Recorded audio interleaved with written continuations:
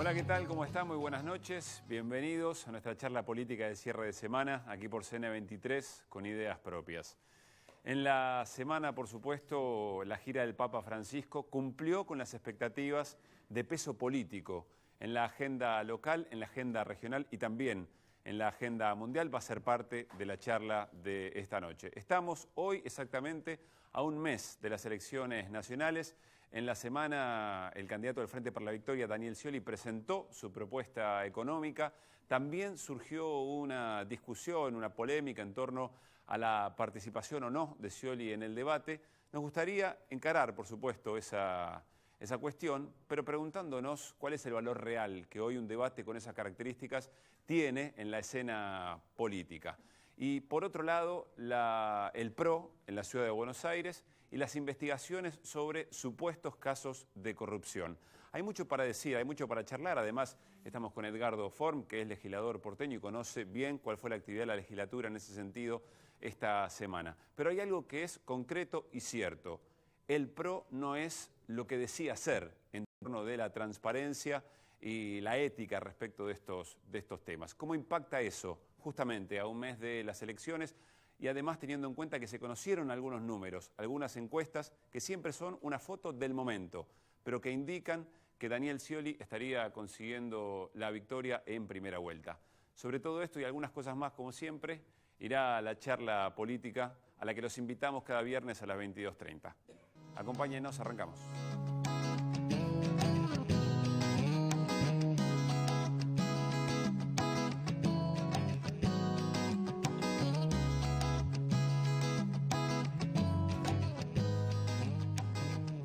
Muchachos, ¿qué tal? ¿Cómo están? Estoy un poquito lejos, me voy a acercar, porque sí, hoy no está Carlos. Con mucho gusto, así es, Carlos está militando en una gran actividad del Partido Solidario en Rosario. Está en la República de Rosario, Carlos Heller. Así es, así Desmentimos que efectivamente ha querido ir a ver al gigante de Arroyito a Rosario Central. No, vuelve y mañana está en Marca de Radio. Está en cosas importantes, sí. Bueno, ¿cómo son?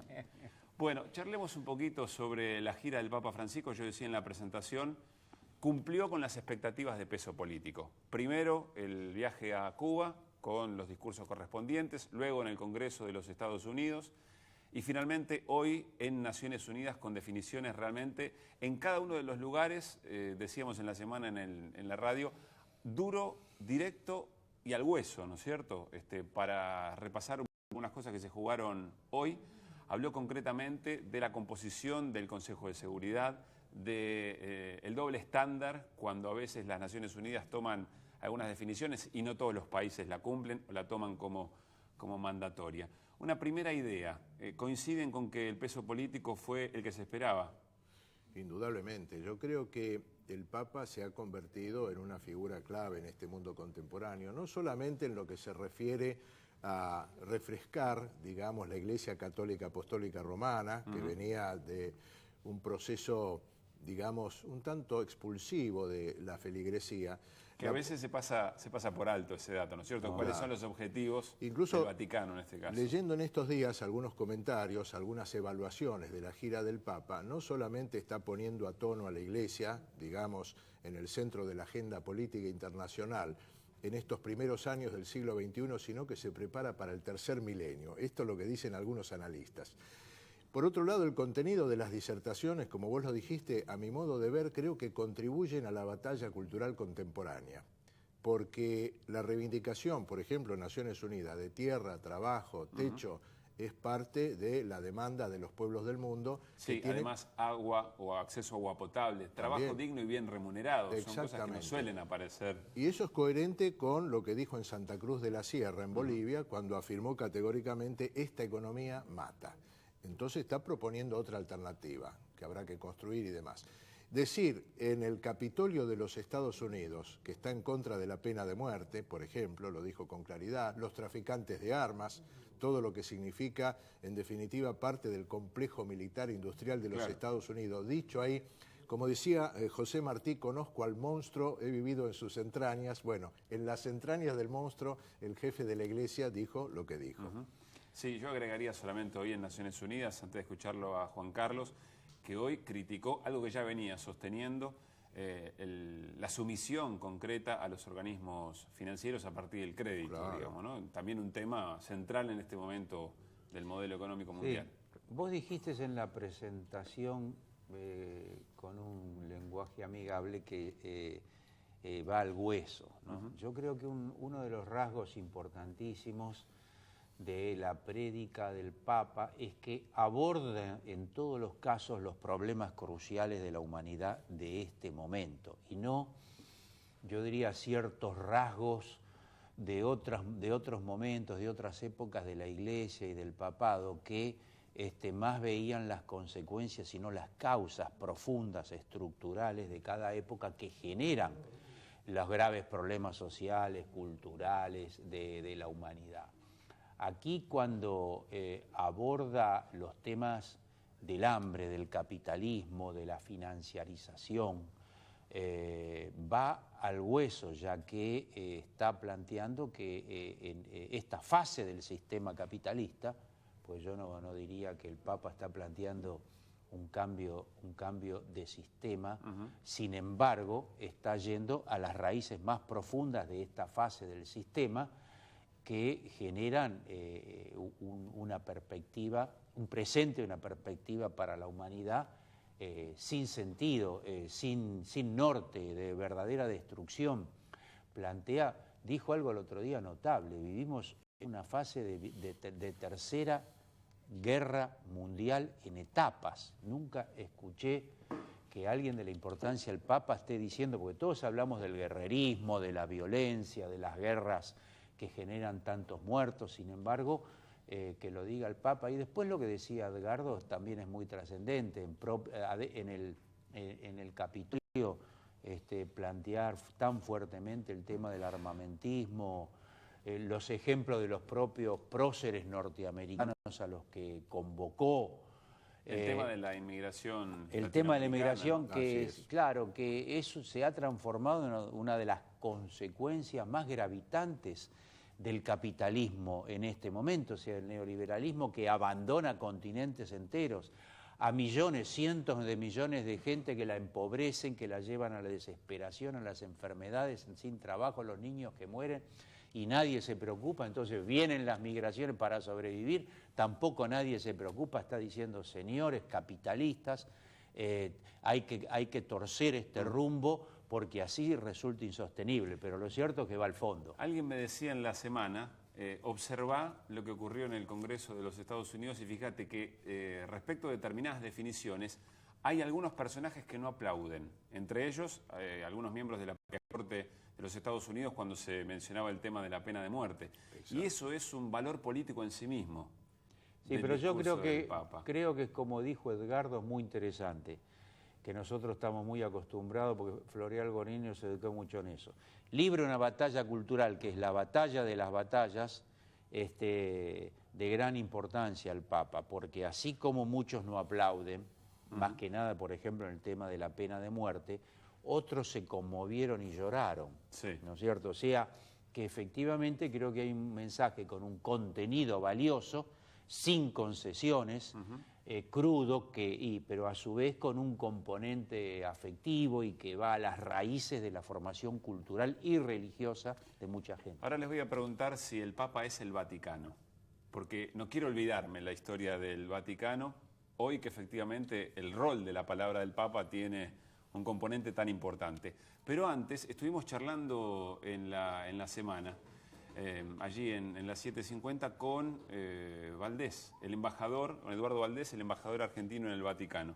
Y nos contaba cosas que aquí quizás no se conocen tanto. Al Papa efectivamente se le enfrentan y lo critican algunos sectores del establishment europeo, como por ejemplo la prensa hegemónica, y le critican algo que para nosotros hoy, en este tiempo de América Latina, es valioso, es su ser político. Claro. Es decir, lo descalifican por político. Es interesante también ¿Qué dice eso de este momento de Europa, no? Es político, lo han calificado también como un estadista, y yo creo que es acertado, porque si bien conduce un Estado muy pequeño, es un Estado que tiene 1.000 millones de adeptos en todo el planeta. Claro, pero allá lo descalifican como político. Lo descalifican. Ese es el tema, ¿no? Bueno, ni que hablar. Hay gente del Partido Republicano, del Tea Party en los Estados Unidos, que dijeron que es comunista, marxista, que viene de la Argentina, que es un país que tiene una opinión muy crítica de los Estados Unidos. En eso no se equivocan. El propio que es peronista, también el peronismo como un disvalor. Un dato que creo que es muy interesante, y efectivamente, si bien yo no soy experto en Vaticano, pero cuando el Papa dice recen por mí, y además a los que no son creyentes le piden que le tiren buenas ondas, tiene que ver, bueno, con una concepción teológica, pero tiene que ver porque dentro de la Iglesia tiene mucha gente que no lo sigue, no lo acompaña y no comparte este discurso. Dos palabras, el Vaticano y la Iglesia hace 2000 años que hace política. Le quedó pensando. Sí, Juan Carlos, bueno, digamos hace 1700 años, porque si bien Jesús tiene 2000, la institución... lógicamente vino un tiempo. Vino en mediados del 4, que se hace el primer concilio Teodosio I. Pero está claro que entonces ahí confluyen corrientes ideológicas que tienen relaciones con las grandes potencias del mundo, que tienen ideologías sobre el propio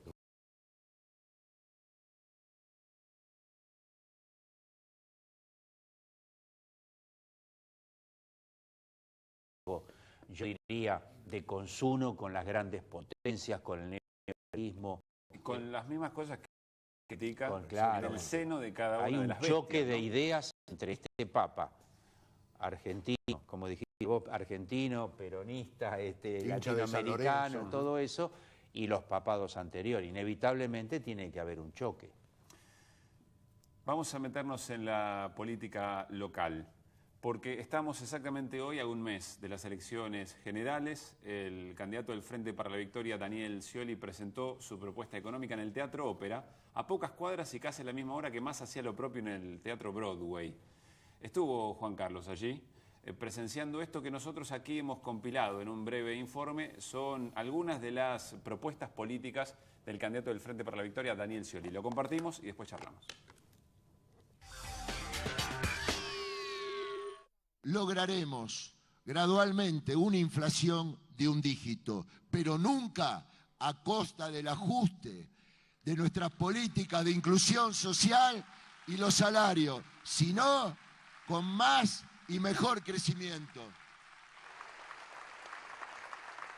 Por eso impulsaré más incentivos aún para la repatriación de capitales y una ley de asociación pública y privada para generar un flujo de inversiones que le dé cada día más sustentabilidad social, económica y productiva a la Argentina.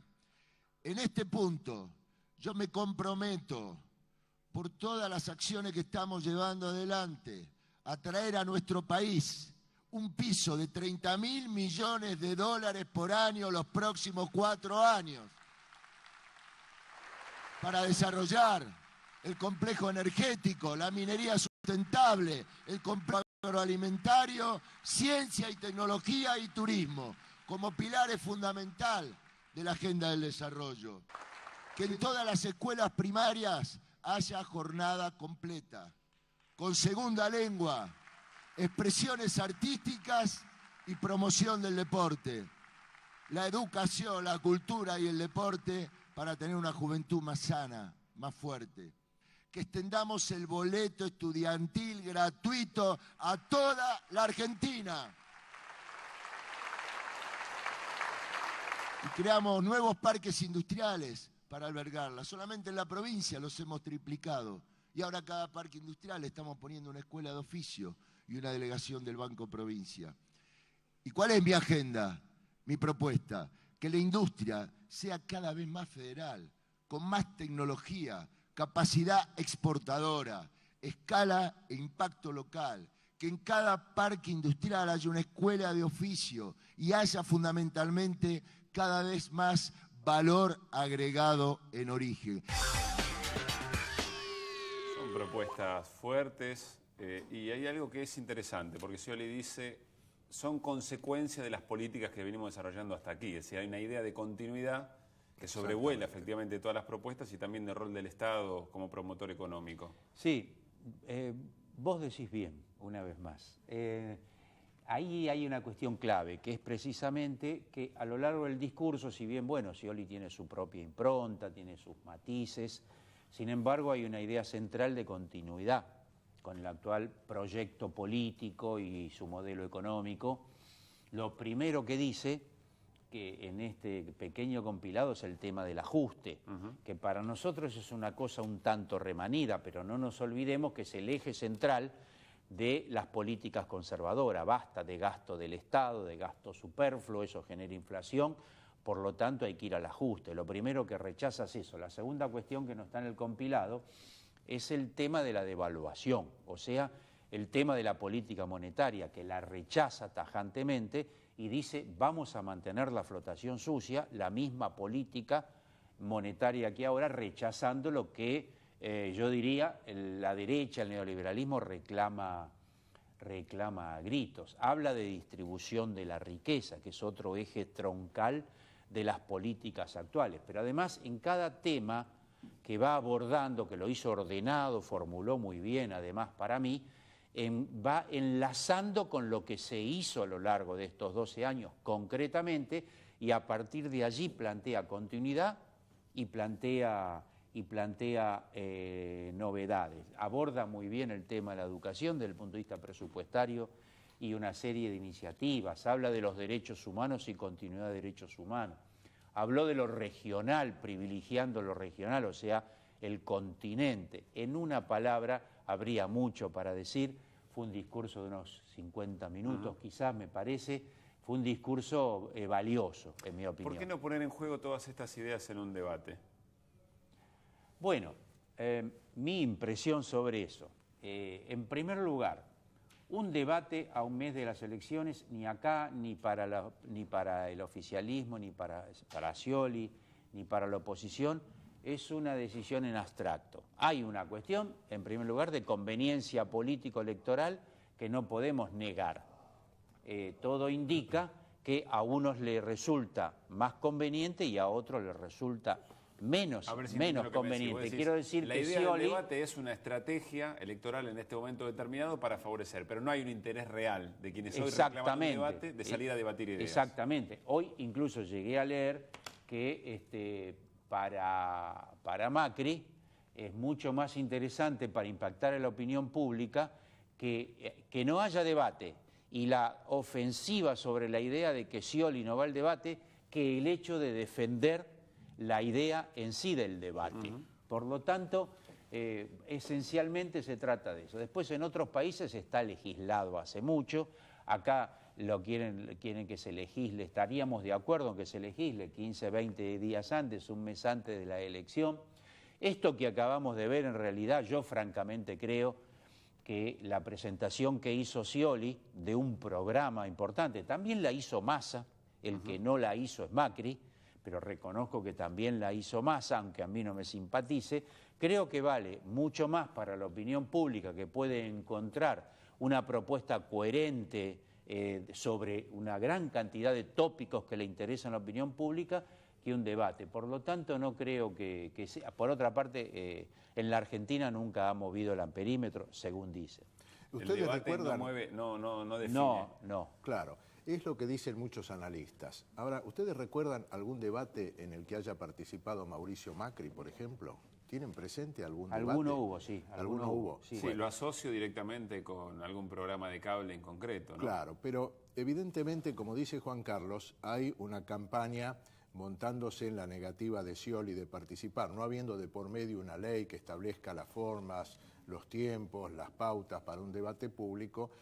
Macri lo critica a Scioli y Clarín pone en tapa que Scioli se niega a hacer el debate. En rigor, lo que dicen los analistas es que estos debates, y sobre todo a escaso tiempo de producirse el acto electoral, no modifica la opinión de los participantes. Es importante escuchar una exposición ordenada, prolongada de todo un programa a la cual tiene acceso el público, ya sea a través de medios electrónicos como la televisión o a través de la lectura de los diarios que después dan cuenta. Yo quiero destacar sobre todo en el caso del discurso de Scioli el carácter altamente propositivo que viene teniendo de continuidad de esta política que tiene lugar en la Argentina desde el año 2013 en adelante, y en ningún momento utiliza argumentos de tipo represivo, punitivo, como son los que caracterizan los discursos de Massa. Massa hace permanentemente hincapié en el orden, es decir, es un discurso bien de derecha, porque algo que le gusta a la derecha es el orden, y el orden acompañado con la mano dura y con la represión. Cerramos el primer bloque del programa. Al regresar nos metemos de lleno en la situación de estas, por lo menos hay que investigarlas todavía, eso es cierto, la justicia tendrá que decir lo suyo, de presuntas corrupciones o hechos de corrupción en el gobierno de la Ciudad de Buenos Aires y cómo esto ha afectado al PRO y cómo ha respondido políticamente de cara a esta escena electoral. Estamos a un mes de las elecciones generales. Ya venimos.